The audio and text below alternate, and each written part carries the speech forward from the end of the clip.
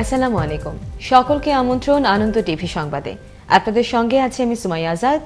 কক্সবাজারের উখিয়া টেকনাফে আশ্রয় নেওয়া রোহিঙ্গাদের একটি দল অবশেষে স্বেচ্ছায় ভাসানচরে যাচ্ছে। বৃহস্পতিবার দুপুরে প্রথমে 10টি বাসে ভাসানচরের উদ্দেশ্যে রওনা দিয়েছে রোহিঙ্গারা।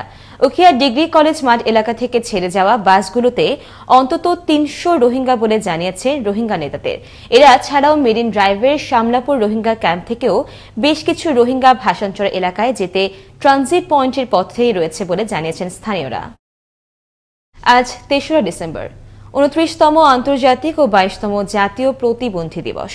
জাতিসংঘ ঘোষিত এই দিবসটি 1992 সাল থেকে বিশ্বব্যাপী পালিত হয়ে আসছে। দিবসটির এবারে প্রতিপাদ্য বিষয় হচ্ছে আরও ভালো পুনর্গঠন, একটি অক্ষমতা অন্তর্ভুক্তিমূলক সুগম এবং টেকসই কোভিড-19 পরবর্তী পৃথিবীর দিকে। বিস্তারিত তরিকুল ইসলামের প্রতিবেদনে।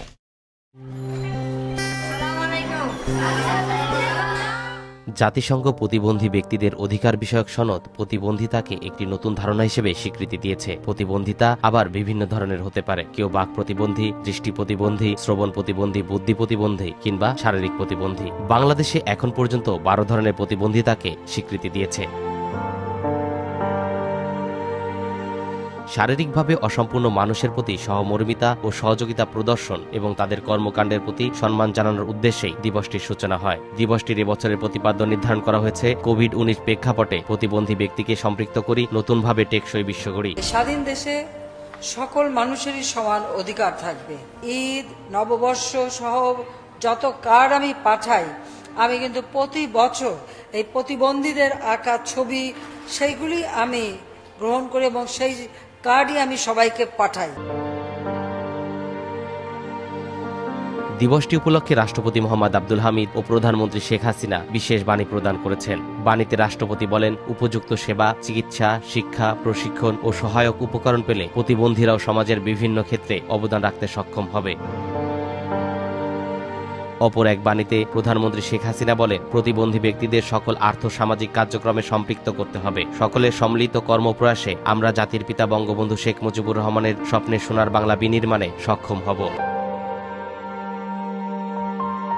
প্রতিবন্ধীরা সমাজের বোঝা নয়, সঠিক শিক্ষা ও সহযোগিতা পেলে তারা হয়ে উঠবে দেশের সম্পদ। প্রতিবন্ধী দিবসে বিশ্বের সকল প্রতিবন্ধীর প্রতি রইল শুভেচ্ছা ও ভালোবাসা।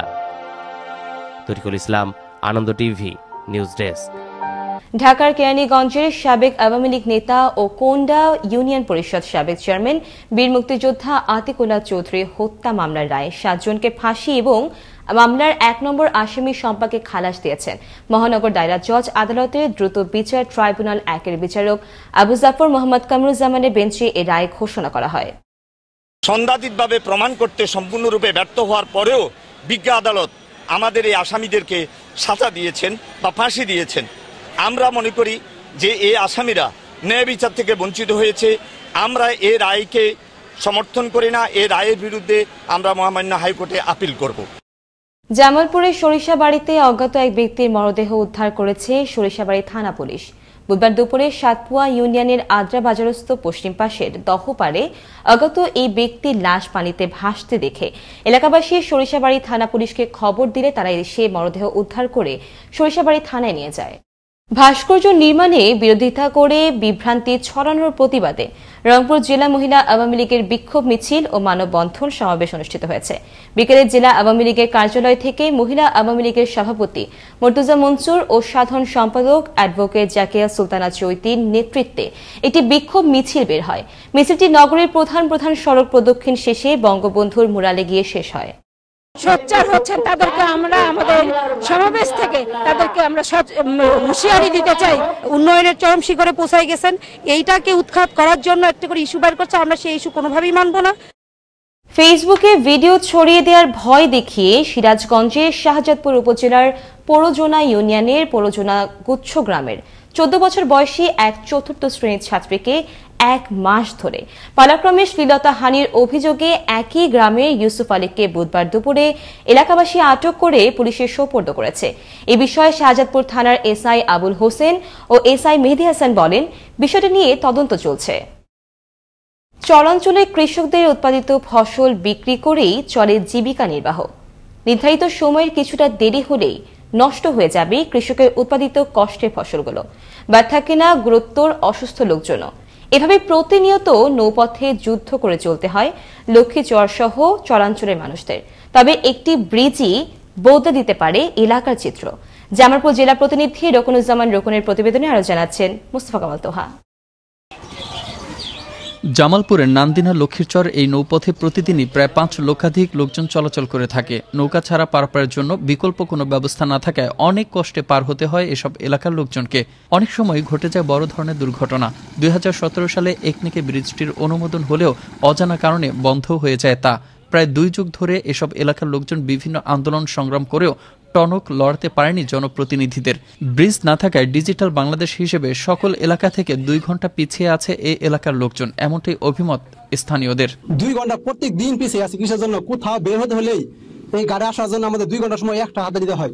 অত্র এলাকায় সাবেক ভূমিমন্ত্রী রেজাউল করিম হীরা কয়েক দফায় ব্রিজ করার আশ্বাস দিয়েছেন। তাছাড়া নির্বাচনী ইশতেহারে ব্রিজ করে দেওয়ার আশ্বাস দেন বর্তমান সংসদ সদস্য আলহাজ ইঞ্জিনিয়ার মুজাফফর হোসেন এমপি। আমাদের সাবেক ভূমিমন্ত্রী আলহাজ রেজাউল করিম হীরা বারবার আমাদের অঙ্গীকার দিয়েছে যে ব্রিজ করে দেব, আজ পর্যন্ত হলো না। বারবার ব্রিজ নির্মাণ করে দেওয়ার আশ্বাস দিলেও ব্রিজ না করায় ক্ষুব্ধ এলাকাবাসী।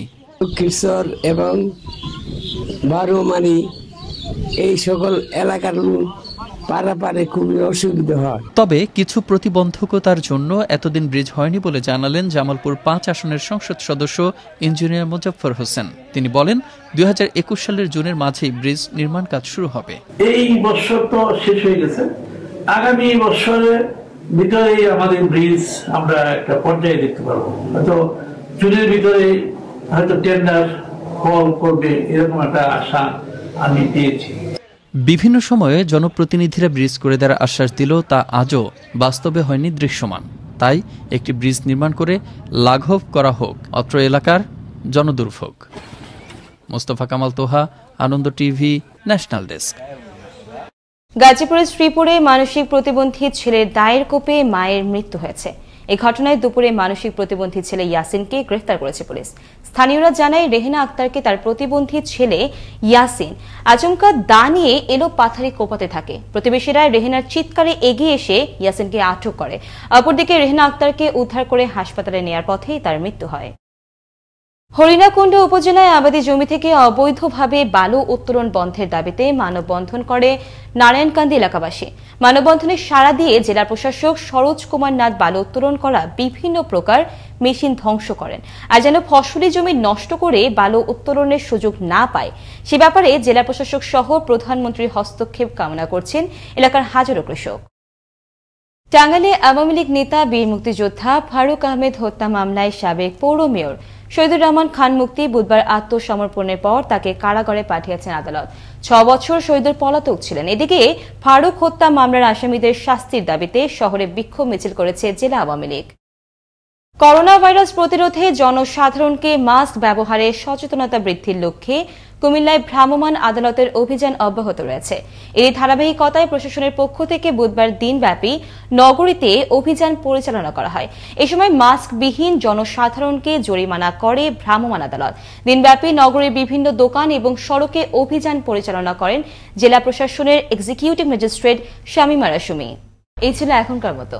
আনন্দ টিভির সংবাদ দেখুন প্রতিদিন বিকেল 5:30 এবং রাত 9:30। করোনা থেকে আপনি এবং আপনার পরিবারকে সুরক্ষিত রাখতে স্বাস্থ্যবিধি মেনে চলুন। আনন্দ টিভির সঙ্গে থাকার জন্য সকলকে ধন্যবাদ।